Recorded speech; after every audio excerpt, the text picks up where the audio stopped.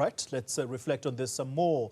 Newzroom Africa's international correspondent Simon Marks with me in studio to try and once again understand the participation of the United States. The president makes the reference to a seat that will be vacant at this summit, unless, of course, the United States changes its mind. But it would appear at this stage that that seat will remain vacant just up until Sunday. Absolutely, up until the very closing moments of Sunday. Nothing changes about the United States' boycott of this G20 summit.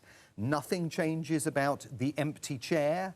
And we now have that information from the White House itself. A White House official saying that the charge d'affaires in Pretoria, at the US Embassy, of course, will attend the handover ceremony as a formality.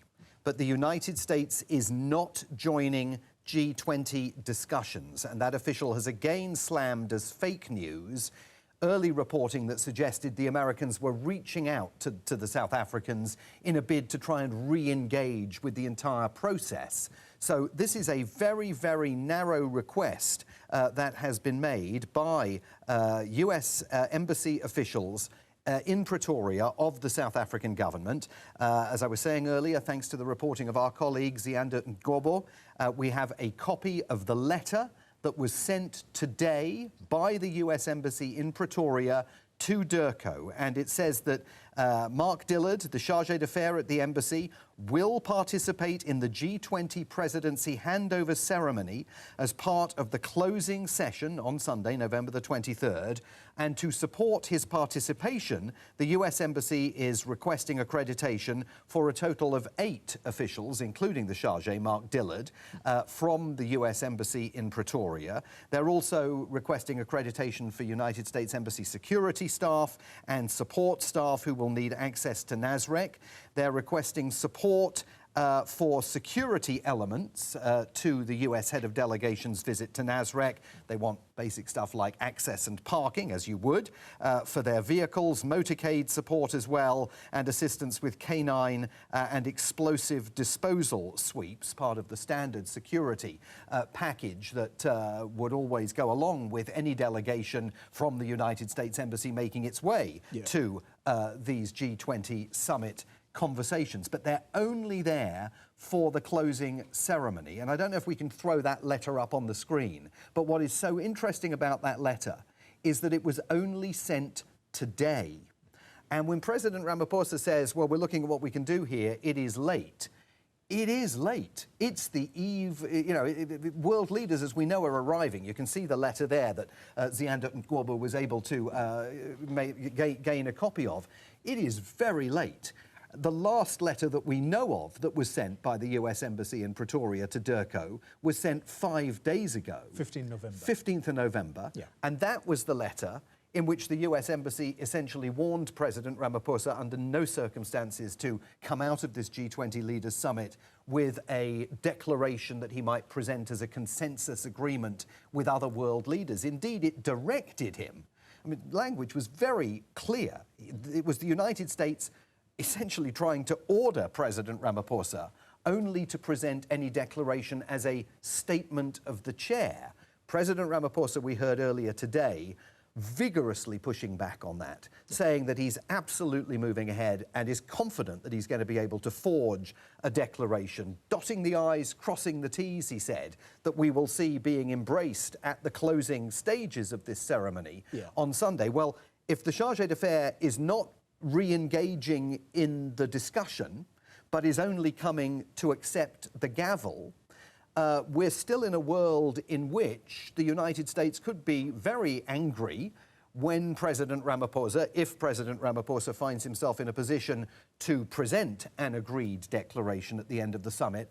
And I do think you've got to ask yourself, why has it taken 5 days for the US Embassy in Pretoria to ask the South African government for something as basic as a seat around the table for the handover of the gavel? It was always obvious that somebody really needed to, even if you weren't sending J.D. Vance, if Donald Trump wasn't coming, the J.D. Vance thing, the rug was pulled out from underneath the vice president, that wasn't going to take place. Yeah. Somebody from the United States needed to be there to receive the gavel. And, you know, the South African president and the ministry itself, Durko, I think, you know, it would be understandable for them on Thursday night to be, you know, slightly quizzical about why it has taken so long for such a basic request to be made of the hosts of this summit.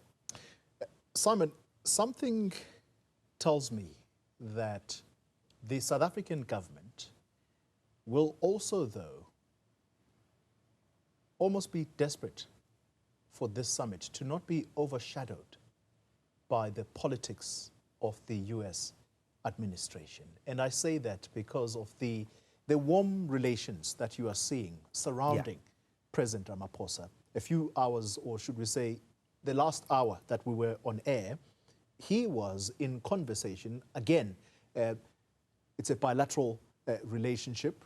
This is the EU, but it's termed trilateral relations. And you can see the warm embrace in the room. The leaders really feeding off each other's energy, and the language that's being used is that of solidarity. We need to be able to trust each other. This is a partnership, and it's not a relationship of extraction. The minerals that will be taken from South Africa to Europe will be beneficiated before they go, so that it adds value here and it creates jobs here. I wonder whether these pictures are actually going to be the ones that tell the story of just how successful this G20 summit has been, almost sticking a knife into the United States to say, look at what you've missed out on. Look, I think it became very clear within the last 48 hours that suddenly this G20 summit was going to be a bit of a litmus test of the willingness of the international community to stand up to President Trump. I mean, after you see that letter demanding that President Ramaphosa not issue a consensus declaration at the end of this G20 summit, and we know that President Ramaphosa has already talked about the concept of a near consensus declaration or a significant consensus declaration. There's a challenge there for some world leaders arriving who have not always taken a stand against President Donald Trump, even when privately they disagree with some of the things that he's doing. So I don't think we should assume that all of this is pre-cooked. It's a long way to go between now and Sunday night when we find out if that declaration has actually been agreed.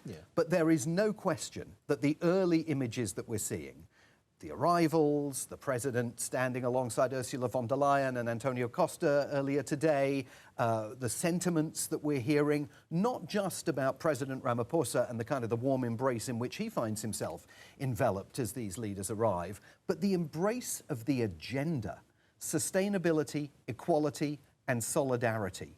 3 words that are dirty words in Washington today. 3 words that the United States has made it absolutely clear in writing in that November 15th letter from the embassy are not aligned with US priorities, are not aligned at least with Donald Trump's US priorities.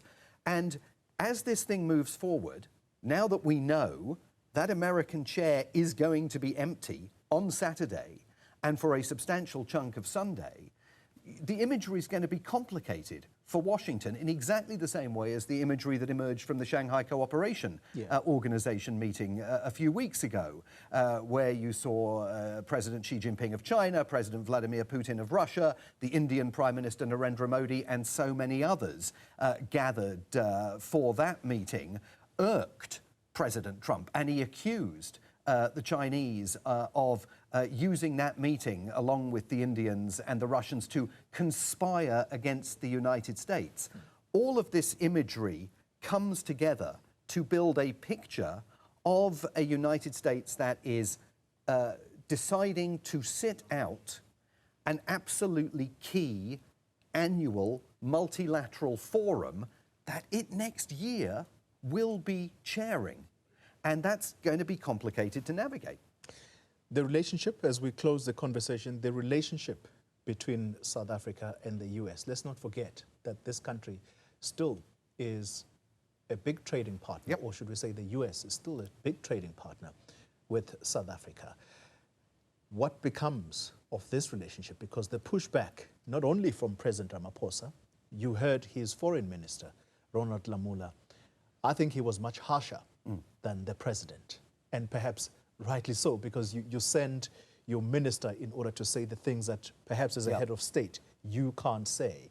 This relationship, where would you put it right now and moving forward for the term of the Trump administration? Well, I think you're absolutely right about Minister Lamola. I mean, the interview that he gave to CNN, in which he articulated the view that President Trump is overseeing a white supremacist agenda, is far and away the harshest critique that we have heard of the American administration from any South African official.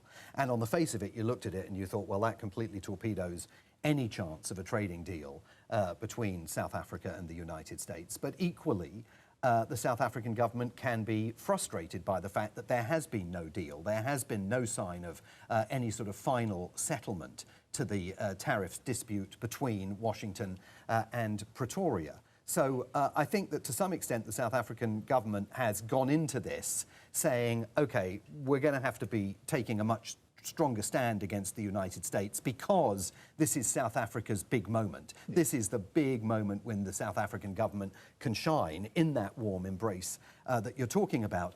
But also, let's not forget, while the American government isn't here, the American Chamber of Commerce was here today, participating in participating in B20, you know, and absolutely the American Chamber of Commerce also vigorous critics of President Donald Trump's tariff policies, constantly issuing news releases urging him to row back because they know what he denies, that the impact of tariffs is higher prices for Americans as they get ready to go out and do their Christmas shopping. And so I think it is important. I think the fact that the American Chamber of Commerce and other American NGOs were here, even on the plane I took on Monday out of New York, several had come up from Washington, D.C., as I had done, to travel to South Africa. And they were mournful of the fact that President Trump's government had decided to pull out of this G20 Leaders Summit, but they were equally determined to come here, and I think in some cases to demonstrate that all is not lost in the bilateral relationship broadly.